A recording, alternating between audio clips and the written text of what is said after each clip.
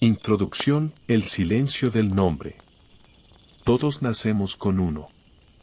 Un nombre. Un sonido breve que nos separa del ruido. Una palabra que, cuando se pronuncia, nos convierte en alguien. Pero, ¿qué pasaría si esa palabra desapareciera? Si dejaras de ser llamado y te volvieras invisible, aunque todavía estuvieras vivo. En la Edad Media, perder el nombre era más que un castigo. Era una forma de desaparecer sin morir. Un exilio sin movimiento. Un silencio que duraba generaciones. Hoy, te contaré qué pasaba cuando un ser humano era despojado de su nombre. ¿Quiénes lo hacían? ¿Por qué? ¿Y cómo ese olvido se volvía eterno? Bienvenidos a Crónicas al Oído, donde las palabras no hacen ruido, solo eco. Parte 1. Los que perdieron su nombre. No eran pocos. No eran raros. Estaban en todas partes. Pero nadie los llamaba. A veces caminaban junto al mercado. Pero ningún comerciante los saludaba.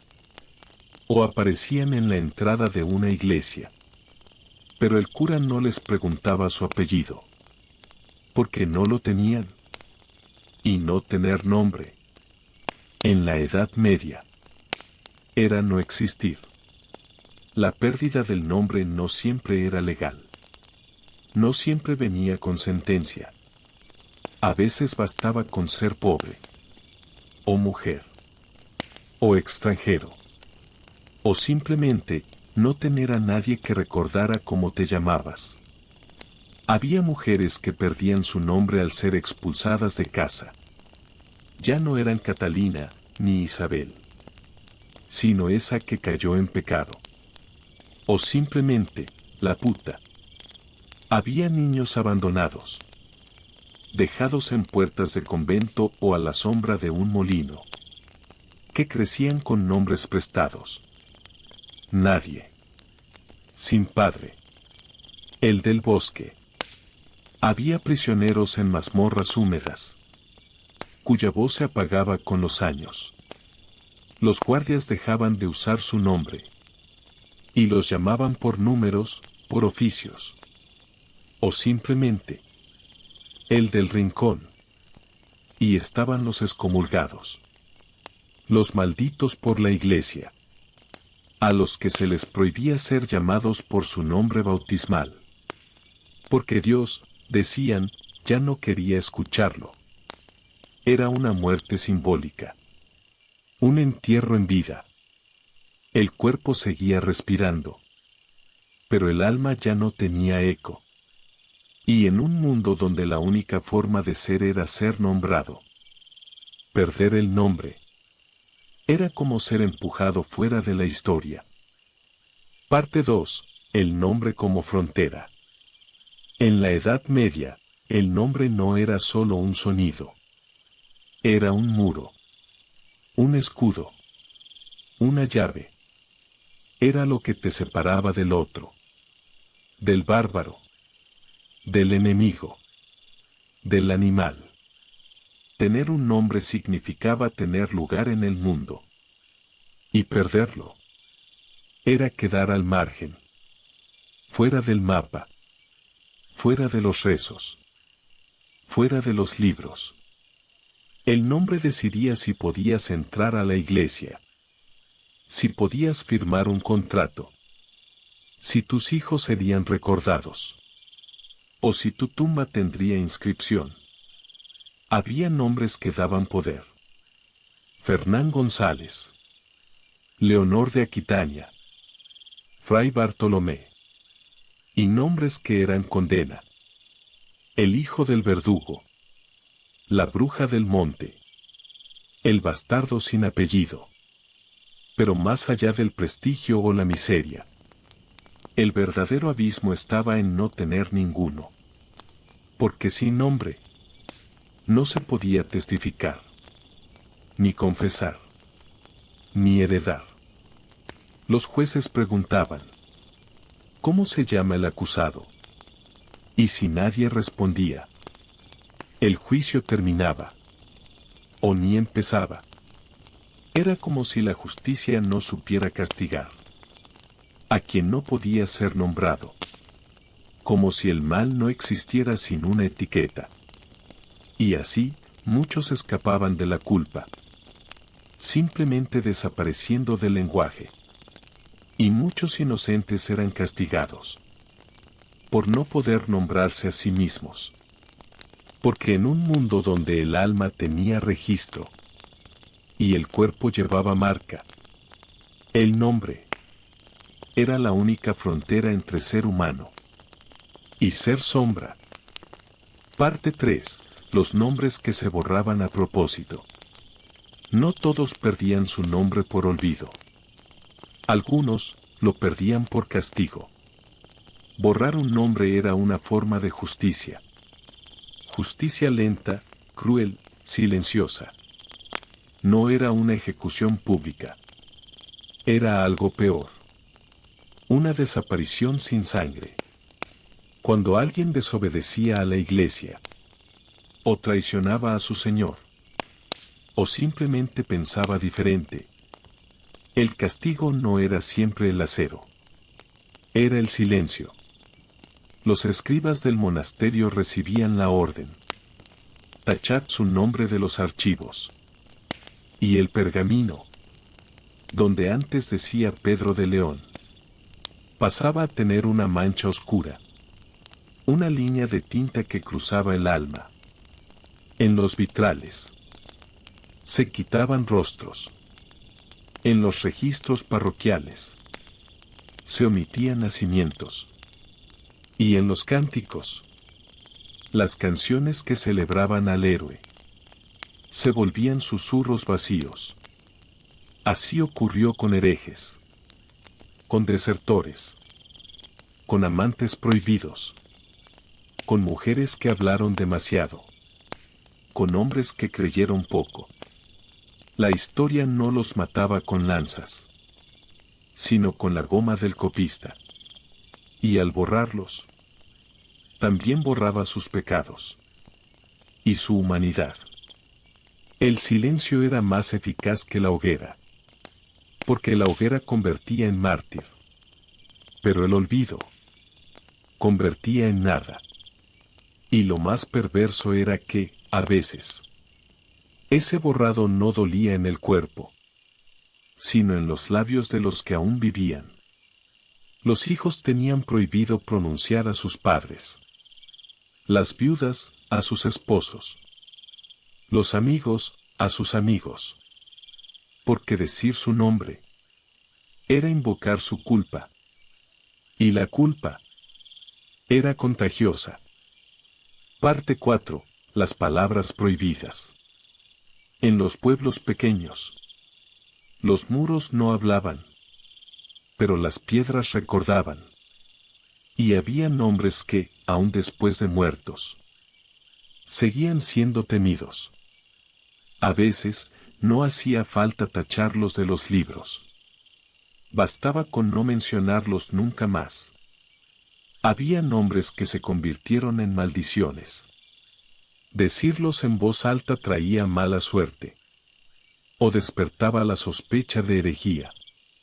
Nadie se atrevía a decir María la Roja, aquella mujer que curaba con hierbas, y murió ahogada en el río por decisión popular. Nadie nombraba a Jacobo el testarudo, el campesino que lideró una revuelta, y fue colgado en la plaza. Su nombre era una herida sin cerrar. En algunas aldeas, los nombres no eran olvidados por accidente, sino silenciados por miedo. Porque nombrar era recordar. Y recordar era revivir. Y revivir era arriesgarse. El padre le decía al hijo: no hables de ella. La madre le decía a la hija: no preguntes por ese nombre. Y así, generación tras generación. La memoria se llenaba de huecos. como un tapiz devorado por las polillas. Las palabras prohibidas no eran malas en sí. Eran peligrosas porque nombraban lo humano, lo que dolía, lo que se desvió, lo que no encajaba. Y en una sociedad que exigía obediencia, recordar a los rebeldes era un acto de rebeldía. Por eso, lo más seguro no era callar la boca, era callar los nombres. Parte 5. El derecho a ser llamado. Parece simple, pero no lo era. Ser llamado por tu nombre no era un acto cotidiano, era un privilegio. En la Edad Media, no todos tenían el derecho a ser nombrados. Los señores sí. Los clérigos también. Los nobles, por supuesto. Pero el campesino, la prostituta, el huérfano, la esclava, eran el que cuida los cerdos, la que limpia los suelos, el hijo de nadie. Para ser llamado por tu nombre, tenías que haber nacido digno, o haber hecho algo que mereciera ser recordado. Y aún así, el nombre podía ser deformado, acortado, ridiculizado. Los niños sin bautizar no tenían nombre reconocido por Dios. Y si morían antes del bautismo, eran enterrados sin lápida, sin misa, sin registro, sin voz. Los soldados caídos en batallas menores eran anotados como muertos sin gloria. Los mendigos que fallecían en invierno eran recogidos y enterrados en fosas comunes, sin oración ni mención. Nadie los llamaba, nadie los buscaba. Nadie decía, aquí yacía Tomás. Solo uno más. El nombre, entonces, era un acto de justicia y de memoria. Nombrar a alguien era decir, tú importas, tu vida tuvo peso, tu historia merece espacio. Y por eso, cuando se negaba ese acto, cuando se prohibía esa palabra, cuando se silenciaba ese sonido, el crimen no era solo contra el cuerpo, era contra la existencia misma. Porque lo que no se nombra, tarde o temprano, deja de existir. Parte 6. La muerte sin nombre. Morir sin nombre. Era morir dos veces. Una vez en la carne y otra en la memoria. En los cementerios medievales había tumbas sin marca, cruces de madera sin inscripciones, montículos de tierra sin flor ni vela. Ahí reposaban los sin nombre, los marginados, los que no merecieron epitafio. Nadie rezaba por ellos, porque nadie sabía cómo llamarlos. Y sin nombre, el alma no podía ser guiada. La Iglesia lo repetía. Dios llama a cada uno por su nombre. Pero, ¿y si ese nombre había sido borrado? ¿Y si nadie lo susurraba en el lecho de muerte? ¿Y si ni siquiera el propio moribundo recordaba cómo se llamaba? Porque sí, había quienes olvidaban su nombre antes de morir. Ancianos sin familia, locos encerrados, enfermos olvidados por todos. Ni siquiera los monjes que anotaban las muertes sabían qué escribir. Y en los campos de batalla, el suelo absorbía los cuerpos, sin distinción. Los soldados sin estandarte, los campesinos forzados a combatir, morían sin bandera y sin nombre. En los hospitales para leprosos, los internos eran llamados por número. Y cuando morían, El número se reciclaba. El nuevo huésped heredaba el mismo número. Pero no el nombre. La muerte sin nombre era la más cruel. No por el dolor del cuerpo, sino por la condena del alma a un limbo de anonimato eterno. En un mundo donde ser recordado era la única forma de sobrevivir a la muerte. Morir sin nombre era el peor de los castigos. Y aún hoy, en las piedras cubiertas de musgo, quedan tumbas que no nos dicen nada, pero que lo dicen todo. Parte 7. El nombre robado. No todos perdían su nombre por abandono. Algunos lo veían arrebatado, robado como un objeto, usurpado como una tierra. En la Edad Media, el nombre podía ser una moneda, una máscara, un disfraz que, en las manos equivocadas, se volvía arma.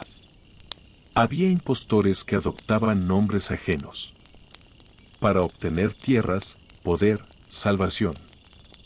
Y quienes perdían su nombre por ello, perdían también su voz. Un campesino podía ser acusado falsamente si otro hablaba en su nombre ante el tribunal. Una mujer podía ser condenada si su nombre era susurrado, como el de una bruja, aunque nunca hubiera alzado la voz. El nombre, al salir de la boca equivocada, dejaba de proteger. Se convertía en sentencia. Había casos donde los amos ponían nombres nuevos a sus siervos. Los antiguos, los reales, eran borrados. El esclavo africano traído por rutas comerciales dejaba de ser Kofi para convertirse en Pedro. El niño abandonado por sus padres dejaba de ser Tomás para llamarse Mudo o Basura. Así, el robo del nombre era también el robo de la historia, de la infancia, del origen. Y cuando, años después, esas personas miraban al espejo, no sabían quién devolvía la mirada. Porque cuando alguien te impone un nombre, sin preguntarte, sin amor, sin verdad, ese nombre no es un puente, es una cadena. Y si no puedes decir quién fuiste, ni quién eres, entonces, ¿quién queda? El robo del nombre es una forma lenta de borrar el alma, como borrar letra por letra un manuscrito escrito en carne viva. Parte 8. Los nombres de los otros. Curiosamente, en un mundo donde algunos perdían su nombre, otros llevaban más de uno, pero ninguno era suyo. Había hombres y mujeres que vivían a la sombra de nombres ajenos. Tomaban el apellido del amo, del marido, del convento, no por elección, sino por imposición. La esposa dejaba su apellido de nacimiento y se volvía la mujer de fulano. El siervo, nacido libre en otra tierra, adoptaba el nombre del señor feudal que lo había comprado. El monje, al entrar en el monasterio, perdía su nombre mundano para recibir uno santo, como si su pasado ya no existiera. Y estaban los niños ilegítimos, que recibían apodos crueles. El bastardo, el sin nombre, el del pecado. No porque lo merecieran, sino porque sus padres rehusaban llamarlos por amor. Muchos crecían con nombres que no entendían, que no sentían suyos, que dolían como zapatos prestados. Y vivían toda la vida siendo otro. Peor aún eran aquellos cuyos nombres eran deformados. Por burla, por desprecio, por temor. La mujer sabia se volvía bruja. El hombre con cicatriz, el monstruo. El viajero, el hereje. Y así, el nombre se convertía en condena, antes que en identidad. Porque cuando tu nombre lo dicen los otros, pero nunca tú, terminas creyendo que eres eso que repiten. Y el silencio, a veces, es más honesto que un nombre falso. Parte 9. Recuperar el nombre. Pero, ¿se podía recuperar un nombre? ¿Podía alguien, después de ser silenciado, volver a ser llamado? La respuesta era, a veces, y nunca sin dolor. Había quienes, tras años de olvido, volvían a pronunciar su nombre en voz alta, como un conjuro, como una rebelión íntima, un exiliado que regresaba a su aldea y susurraba ante la tumba de su madre: soy yo, Andrés. Un huérfano que, al cumplir 20 años, se tatuaba en la piel el nombre que nunca tuvo. Un esclavo liberado que elegía llamarse, no como su amo, sino como su abuelo africano. Recuperar el nombre no era solo recordar, era reconstruir, piedra por piedra, letra por letra, como un monasterio quemado por la guerra. En algunos casos, otros lo hacían por ti. Una hija que, en su lecho de muerte, decía: mi madre no era una cualquiera. Se llamaba Teresa. Un monje que, desobedeciendo órdenes, añadía el nombre de un condenado en el margen de un manuscrito. Porque el nombre, aunque silencioso, tenía raíces. Y mientras alguien lo recordara, no estaba perdido del todo. Había poder en nombrar, en devolverle a otro la dignidad de ser llamado. Y en susurrar, aún con miedo: tú no fuiste nadie. Fuiste tú. Y yo te nombro.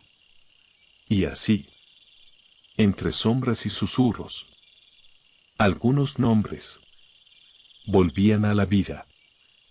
Parte 10. Cuando nadie dice tu nombre, hay un silencio distinto.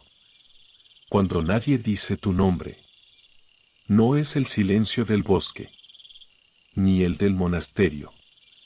Es un vacío sordo, que se instala en los rincones de tu alma.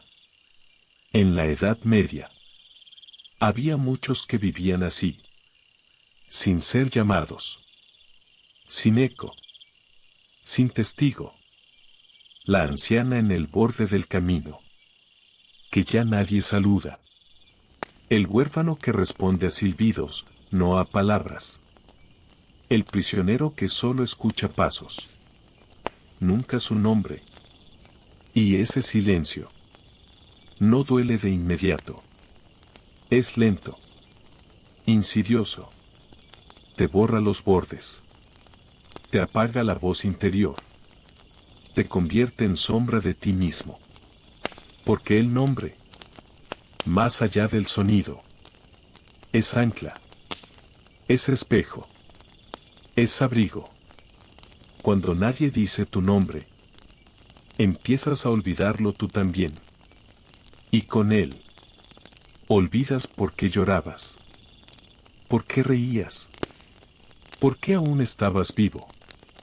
Hoy, siglos después, seguimos temiendo ese silencio. En nuestras ciudades, hay quienes no son llamados por su nombre en semanas, quienes mueren sin que nadie los nombre, quienes sobreviven, pero no existen. Y por eso, nombrar a otro es más que cortesía. Es resistencia. Es memoria. Es un acto de amor. Porque al decir, tú te llamas, le decimos también. Y por eso, estás aquí. Y por eso, mereces ser visto. Y por eso, no estás solo.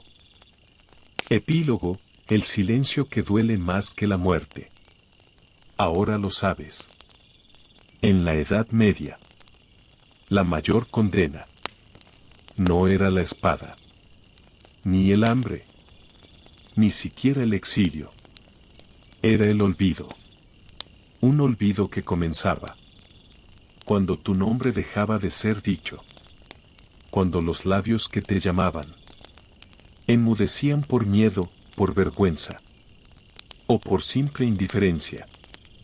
Y entonces, poco a poco, dejabas de ser hijo, madre, amante, amigo. Y te convertías solo en eso. El que fue. El que estuvo.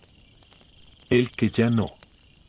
Hoy, en nuestro tiempo, creemos que la memoria es automática. Que la identidad es inmutable. Pero basta con no ser nombrado para comenzar a desaparecer. Por eso, este video es un acto de resistencia. Una antorcha encendida. En medio del túnel. Una súplica a la memoria. Una oración para que tú y los tuyos nunca caigan en ese abismo silencioso, donde nadie nos llama. Y si alguna vez te sientes invisible, olvidado, anónimo, recuerda esto. Tu nombre es tu escudo, es tu eco, es tu faro. Y mientras alguien, aunque sea en la oscuridad, lo pronuncie con respeto, tú sigues aquí. Gracias por quedarte conmigo hasta el final. Si esta historia te habló al oído, suscríbete, deja tu huella con un like, y comparte este susurro con alguien que aún cree en la memoria. Nos vemos en el próximo viaje al pasado.